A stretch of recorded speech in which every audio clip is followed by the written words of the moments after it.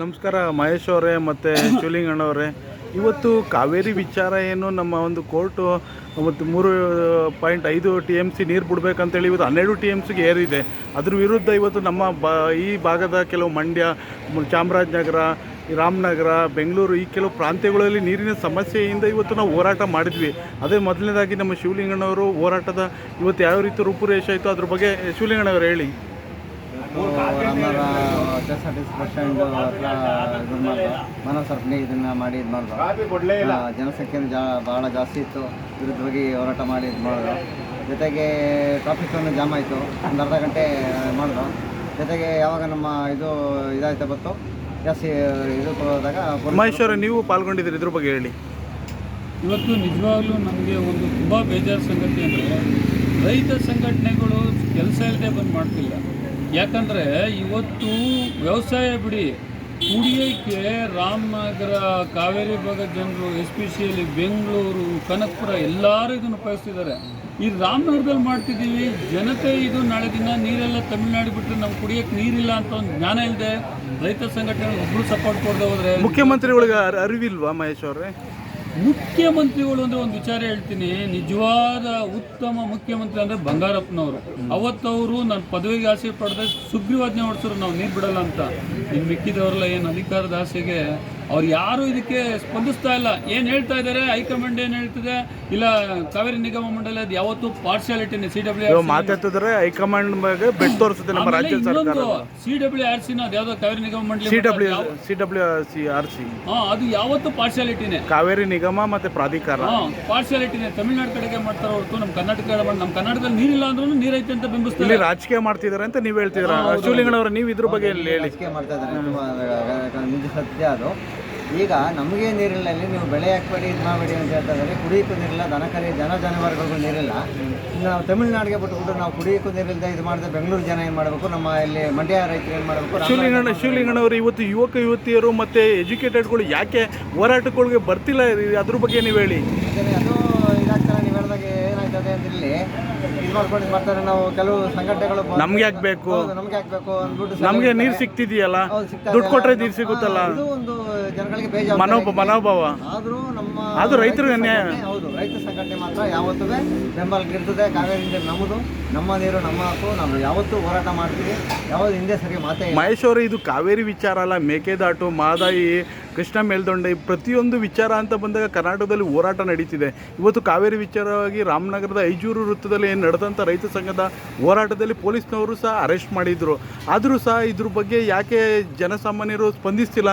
ಯಾಕೆ ಇವತ್ತು ಟ್ರಾಫಿಕ್ ಆದರೂ ಜನಗಳು ಯಾಕೆ ನುಗ್ಗಲು ಮಾಡ್ತಿದ್ರು? ಇದ್ರ ಬಗ್ಗೆ ಹೇಳಿ. ಅಂದರೆ ಅವ್ರಿಗೆ ಅರಿವಿಲ್ಲ.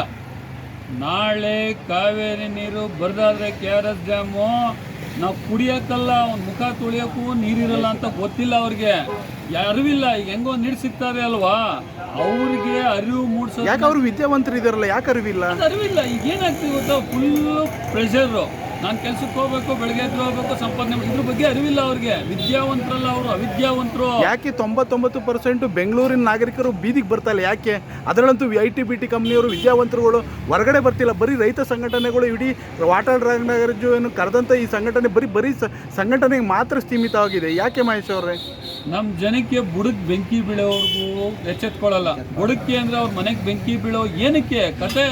ಅವ್ರೇನು ತಿಳ್ಕೊಂಬಿಡ್ತಾರೆ, ಈಗ ನೀರು ಬಿಡ್ತಾವ್ರಲ್ಲ ಹೆಂಗೋ ಅಲ್ಪ ಸ್ವಲ್ಪ, ನಾಳೆ ಎಲ್ಲ ತಮಿಳ್ನಾಡಿಗೆ ಬಿಟ್ಬಿಟ್ಟು ಬರಿದಾಗ್ಬಿಟ್ರೆ ನಾಳೆ ನಾವು ಕುಡಿಯೋಕೆ ಏನು ಮಾಡಬೇಕು? ಯಾವುದೋ ಟ್ಯಾಂಕರ್ ತಂದು ಏನು ನಿಲ್ಲಿಸ್ತಾರೆ, ಕುಡಿಯೋಕೆ ಕಿತ್ತಾಟ ಹೊಡೆದಾಟ ಆಗ್ಬಿಡ್ತೈತೆ, ನೀರಿನ ಬೆಲೆ ಚಿನ್ನದ ಬೆಲೆ ಆಗೋಯ್ತೈತೆ, ಅರಿವಿಲ್ಲ ಅವ್ರಿಗೆ. ಶಿವಲಿಂಗಣ್ಣವರು, ಇವತ್ತು ಕಬ್ಬಿನ ರೇಟಿಗೆ ಸರ್ಕಾರ ಬೆಲೆ ನಿಗದಿ ಮಾಡ್ತಾ ಇಲ್ಲ, ರಾಗಿಗೆ, ಭತ್ತಕ್ಕೆ, ನಾವು ಬೆಳೆಯುವಂಥ ಅನ್ನುವಂಥ ಅನ್ನಕ್ಕೂ ಸಹ ಇವತ್ತು ಸರ್ಕಾರ ನಿಗದಿ ಮಾಡ್ತಿರೋದು ಟ್ಯಾಕ್ಸು. ಇದ್ರ ಬಗ್ಗೆ ಅಭಿಪ್ರಾಯ ಹೇಳಿ. ಹೌದು, ಇದು ಏನಾಗಿದೆ ಅಂದರೆ ನೀವು ಹೇಳಿದಂಗೆ ಟ್ಯಾಕ್ಸ್ ಇದು. ನಾವೀಗ ನಮ್ಮ ರಾಮನಗರ ಜಿಲ್ಲೆಯಲ್ಲಿ ಸುಮಾರು 1000 ಟನ್ನು ರಾಗಿನ ಇದು ಮಾಡಿದ್ವಿ ನಾವು. ಇನ್ನೂ ಸುಮಾರು ಕೋಟಿ ಸರ್ಕಾರದಿಂದ ದುಡ್ಡೇ ಬಿಡುಗಡೆ ಆಗಿಲ್ಲ. ಆದರೂ ಅಲ್ಪ ಸ್ವಲ್ಪ ಮಳೆಯಲ್ಲಿ ಬೆಳೆದು ರಾಗಿ ಇದು ಮಾಡಿ ರೈತರು ರಾಗಿ ಹಾಕಿದ್ದಾರೆ. ಆದರೂ ಇವತ್ತು ರೈತ ಆತ್ಮಹತ್ಯೆ ಆಗ್ತಿದ್ದಾನೆ. ಒಂದು ನೀರಿನ ಸಮಸ್ಯೆ, ಒಂದು ವಿದ್ಯುತ್ ಸಮಸ್ಯೆ, ಒಂದು ಬೆಳೆದಂಥ ಬೆಳೆಗೆ ಕೃಷಿಗೆ ಸಾಲ ಕೊಡ್ತಾ ಇಲ್ಲ ಸರ್ಕಾರಗಳು. ಯಾಕೆ ಅಂತ ಮಹೇಶ್ ಅವರು ನೀವು ಇದ್ರೊಳಗೆ ಸಂಕ್ಷಿಪ್ತವಾಗಿ ಹೇಳ್ತೀರಾ? ನೋಡಿ, ಇವಾಗ ಪ್ರತಿಯೊಬ್ಬ ರಾಜಕಾರಣಿ ನಾನು ಎಷ್ಟೋ ಸತಿ ಹೇಳ್ತೀನಿ, ರೈತರು ಹೆಸರನ್ನು ಪ್ರಮಾಣ ವಚನ ಸ್ವೀಕಾರ ಮಾಡಿ ಬರ್ತಾರೆ. ಬಟ್ ಅವರೆಲ್ಲ AC ರೂಮಲ್ಲಿ ಕೂತಿರ್ತಾರಲ್ಲ, ರೈತರ ಬಗ್ಗೆ ಅರಿವಿಲ್ಲ. ರೈತನಿಗೆ ನೀರಿಲ್ಲ, ಅವ್ರು ಬೆಳೆದ ಬೆಳೆಗೆ ಬೆಲೆ ಇಲ್ಲ. ಇವತ್ತು ಅವನು ಸಾಲ ಮಾಡ್ಕೊಂಡು ಸಾಯ್ತಾ ಇದ್ದಾನೆ. ಏನು ಅವ್ರಿಗೆ ಏನಾಗಬೇಕು ಇದರಿಂದ? ಅವ್ರಿಗೆ ಅರಿವಿಲ್ಲ. ಅವ್ರಿಗೇನು ಎಲ್ಲಿ ಬೇಕಾದ್ರೆ ಏನು ಬೇಕಾದ್ರೂ ಬರ್ತದಲ್ಲ, ಎಸಿ ರೂಮಲ್ಲಿ ಕೂತಿರ್ತಾರಲ್ಲ. ಕ್ಷೇತ್ರಕ್ಕೆ ಬಂದು ರೈತರ ಏನು ಫಜಿತಿ ಪಡ್ತಿದ್ದಾನೆ, ಅವ್ನ ಬೆಳೆಗೆ ಏನಾಗ್ತಾ ಇದೆ ಏನಂತ ಯಾರಾದ್ರೂ ಒಬ್ರು ಬರಲ್ಲ. ಯಾವತ್ತೊಂದು ದಿನ ಬರ್ತಾರೆ, ಪೋಸ್ಟ್ ತೊಗೊಂಡು ಹೊಂಟೋಯ್ತಾರೆ. ಅದಲ್ಲ, ರೈತ ಇದಕ್ಕೆ ದಂಗೆ ಹೇಳಬೇಕು. ಅಲ್ಲಿವರೆಗೂ ಬರಲ್ಲ, ಏನೂ ಆಗಲ್ಲ. ಸರಿ ಮಹೇಶ್ವರ, ಶಿವಲಿಂಗಣ್ಣವರೇ, ಇವತ್ತಿನ ಒಂದು ಸರ್ಕಾರ ಇದು ಎಚ್ಚೆತ್ಕೋತದೆ. ನಮ್ಮ ರಾಮನಗರ ಐಜು ವೃತ್ತದಲ್ಲಿ ನಡೆದಂಥದ್ದು ಹೋರಾಟಕ್ಕೆ ಇಡೀ ಮಾಧ್ಯಮ ಆಗಲಿ, ಪೊಲೀಸ್ ಇಲಾಖೆ ಆಗಲಿ, ರೈತ ಸಂಘಟನೆ, ನಮ್ಮ ರಾಮನಗರ ಜಿಲ್ಲಾದ್ಯಂತ ಮತ್ತು ರಾಮನಗರ ತಾಲೂಕು ಎಲ್ಲ ಸಂಘಟನೆಗಳು ಇದ್ದು, ಆದರೂ ಸಹ ಇವತ್ತು ಹೋರಾಟದ ಇದು ಮುಖ್ಯಮಂತ್ರಿಗಳಿಗೆ ತಲುಪುತ್ತಾ? ಏನು ಹೇಳಿದ್ರ ಬಗ್ಗೆ ಹೇಳಿ. ಇಲ್ಲ, ತಲುಪುತ್ತೆ, ಮುಖ್ಯಮಂತ್ರಿಗಳು ತಲುಪುತ್ತೆ. ಇಡೀ ರಾಜ್ಯ ತಿರುಗಿ ನೋಡುವಂಥ ಇದನ್ನು ಪ್ರತಿಭಟನೆಯನ್ನು ಇವತ್ತು ಮಾಡಿದ್ದೀವಿ. ಜೊತೆಗೆ ಏನಾಗಿದೆ ಅಂದರೆ, ಈಗ ಜನಗಳು ಈಗ ಅರ್ಥ ಆಗಲ್ಲ. ಈಗೇನಾಗಿದೆ ಅಂದರೆ, ತಮಿಳುನಾಡು ನೀರು ಬಿಡಬೇಕು, ಅವರು ಕಾನೂನು ಪಾಲನೆ ಮಾಡ್ತೀವಿ ಅಂತ ಹೇಳ್ತಾರೆ. ಇದು ಬರೀ ಮಾಧ್ಯಮಕ್ಕೆ ಸೀಮಿತ ಆಗ್ತಿದೆಯಲ್ಲ ಶಿವಲಿಂಗಣ್ಣ? ಇಲ್ಲ ಇಲ್ಲ ಇಲ್ಲ ಇಲ್ಲ ಇದನ್ನು ಏನು ಮಾಡ್ತಾರೆ ಅಂದರೆ, ಬಿಟ್ಬಿಡ್ತಾರಲ್ವಾ. ಆ ಬೆಂಗಳೂರಲ್ಲಿ ಏನಾಗುತ್ತೆ, ಕಾವೇರಿ ನೀರು ಖಾಲಿ ಆದಾಗ ಬೆಂಗಳೂರು ಜನ ಅವಾಗ ಹೇಳ್ತಾರೆ ಅಷ್ಟೇ. ಯಾಕೆ ನಾಗರಿಕರು ಹೊರಗಡೆ ಬರ್ತಾ ಇಲ್ಲ ಮಹೇಶ್ ಅವರೇ? ಅವರಿಗೆ ಅರಿವು ಮೂಡಿಸ್ತಾ ಇಲ್ಲ ಯಾರು ಸರಿಯಾಗಿ. ಮೇಯ್ನ್ ಅವ್ರಿಗೆ ಅರಿವಿಲ್ದಿರೋದು. ಕಾರಣ ಏನು ಅಂತಂದ್ರೆ, ಇವತ್ತು ಮನುಷ್ಯನಿಗೆ ದುಡ್ಡು ಕಾಸು ಮುಖ್ಯ ಅಲ್ಲ, ಕುಡಿಯಕ್ ನೀರು, ಗಾಳಿ, ಊಟ, ಅದು ಕೆಲದಕ್ಕೂ ಬೇಕು. ಅದಕ್ಕೆ ಅರಿವು ಬರ್ತಾ ಇಲ್ಲ.